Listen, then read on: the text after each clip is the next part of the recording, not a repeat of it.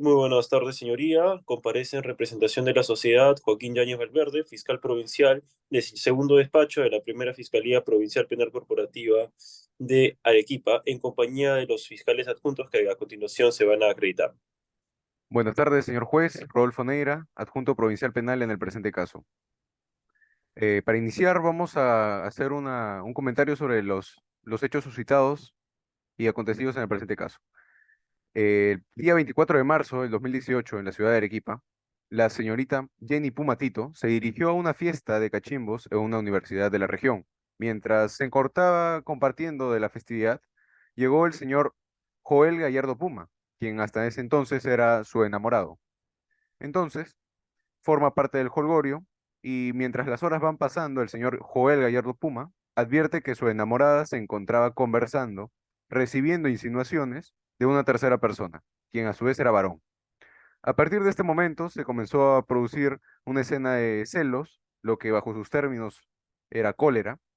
Discutieron sobre estos hechos y al terminar la reunión, el susodicho admite que le refirió una bofetada.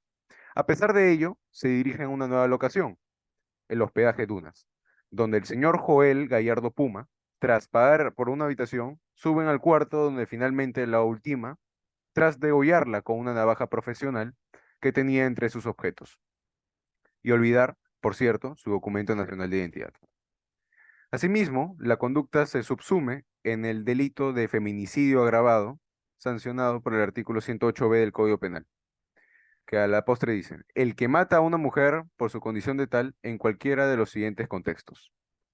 El cuarto es el que utilizaremos. Cualquier forma de discriminación contra la mujer, independientemente de que exista o haya existido una relación conyugal o ni convivencia con el agente. Aquí se demuestra una mayor discriminación en el caso, debido a que no eran cónyuges ni convivientes, pero sí enamorados. Enamorados que, dicho sea de paso, se llevaban gran cantidad de años y donde la mujer era menor de edad. Se manifiesta la discriminación por razón del género, en razón de que los actos que cometió el sujeto eran estereotipados de una persona que siente que el sexo masculino es superior al femenino, en razón de que le generó celos el mero hecho de ver a su enamorada compartiendo con un sujeto varón. Además, según él mismo, no solo fueron celos, sino cólera, un sentimiento de intolerancia fútil que generó solamente ver conversar a dos personas. Lo señalado refleja la instrumentalización que el susodicho ha generado para con su enamorada. Es más, eh, se ha recibido la declaración de Ricardo Huamantanga Castro, quien decía que los gritos provenientes de este cuarto, refiriéndose a la habitación del hotel, eran de esta forma. Él es solo mi amigo, solo vino a la fiesta, no me fui con él, no lo hagas por favor, no, no, no. De esta manera, queda acreditado que no solo el motivo de la pelea, sino de la muerte, del asesinato de la menor mujer, se dio por haber conversado con un varón que no era su enamorado. Un hecho totalmente sancionable y además insignificante para todo aquel que se siente superior a una mujer. A continuación, vamos a mencionar los requisitos de la prisión preventiva.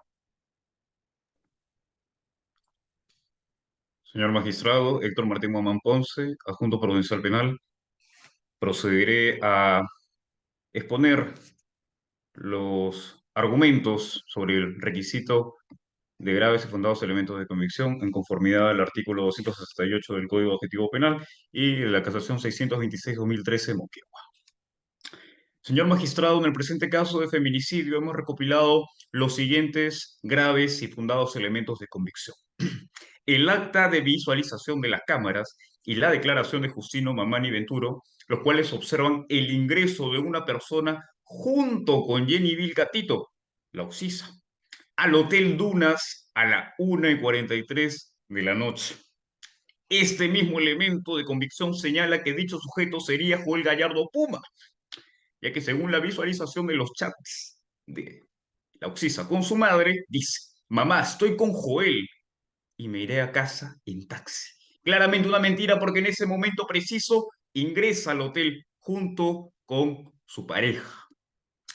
La declaración de Hilda Agüero refuerza la tesis del Ministerio Público por cuanto a que reconoce que ha ingresado con un hombre, Jenny Vilcatito. La declaración de Carmen Poma Horacio también evidencia una discusión previa, la cual señala a una persona de sexo masculino gritando y propalando insultos a una fémina que decía yo no lo hice. Lo mismo se refuerza con la declaración de Ricardo Guamantanga al señalar que hubo agresiones previas justamente del feminicidio. De igual manera, se refuerza aún más con la declaración de la madre, la cual reconoce que hubo violencia previa con su hija. De manera que ya había predisposición al hecho porque había violencia de género. Y estos son indicios que son relevantes y útiles para poder determinar la prisión preventiva. Aunado a ello, se encontró el DNI del imputado en el lugar de los hechos, lo cual es pertinente para aportar la cronología lógica de las circunstancias previas y concomitantes del feminicidio. Finalmente, asimismo, mediante la y en conformidad al Acuerdo Plenario 1/2006 de la prueba indiciaria, podemos determinar y concluir de que los elementos de convicción son contingentes, plurales, concordantes y convergentes en su conjunto y en homogeneidad. Por tanto, solicitamos que se declare fundado este primer extremo. Gracias. Con la venia de la Judicatura, el Ministerio Público procederá a exponer los fundamentos que sustentan la configuración de los supuestos faltantes del artículo 268 del Código en mención. En ese sentido, en cuanto a la prognosis de pena, de la imputación jurídica postulada por el Ministerio Público se desprende que la pena conminada por el delito de feminicidio doblemente agravado está fijada por el artículo 108b en la cadena perpetua, de manera que resulta innecesaria la realización de una operación de dosificación punitiva, toda vez que la pena tiene carácter intemporal, deviniendo en patente el cumplimiento del requisito en mención. En lo tinente a la sustentación del peligro procesal, la Fiscalía sostiene su configuración para el caso concreto, específicamente en su vertiente de peligro de fuga, por cuanto la pena a imponerse como consecuencia del proceso es la máxima que faculte el ordenamiento jurídico. En ese orden de ideas, al ser tan elevada la amenaza para la libertad del imputado, la posibilidad de que éste se sustraiga del proceso incrementa sustancialmente. Asimismo, conforme fue expuesto en la subsunción propuesta, se advierte la concurrencia de dos circunstancias de agravación, consistentes en la minoría de edad del sujeto pasivo y la alevosía en la actuación del agente.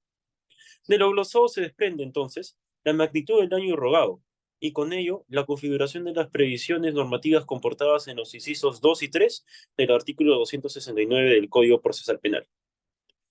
En cuanto a la proporcionalidad de la medida, se debe poner de relieve que la medida coercitiva personal requerida resulta manifiestamente idónea, toda vez que permitirá asegurar la presencia del imputado en la duración del proceso.